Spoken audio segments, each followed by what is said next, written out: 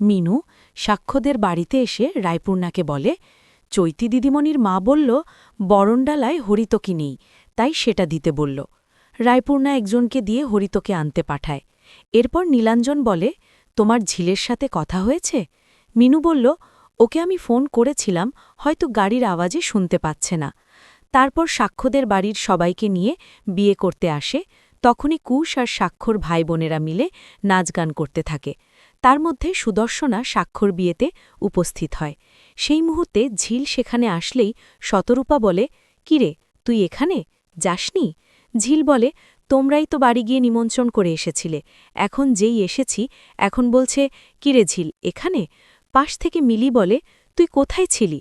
ঝিল বলে, এক জায়গায় ছিলাম, বড়লোকের বিয়ে, সেজে বুঝে তো আসতে হবে। এসব কথার মধ্যে চৈতির মা সাক্ষ্যকে বরণ করার সময় সাক্ষ্য ইচ্ছে করে হাত দিয়ে বরণডালাটা ঠেলে ফেলে দেয়।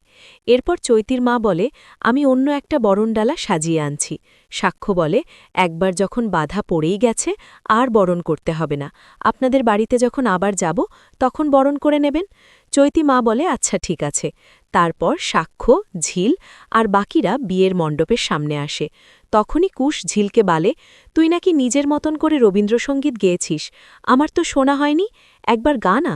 পাশ থেকে ঝিলের বন্ধুরা ঝিলকে বলে, হ্যাঁ তুই গানটা গা। আর কুশ ঝিলকে বলে, এখানে দাঁড়িয়ে তুই তোর গানটা সুন্দর করে সবাইকে শোনা।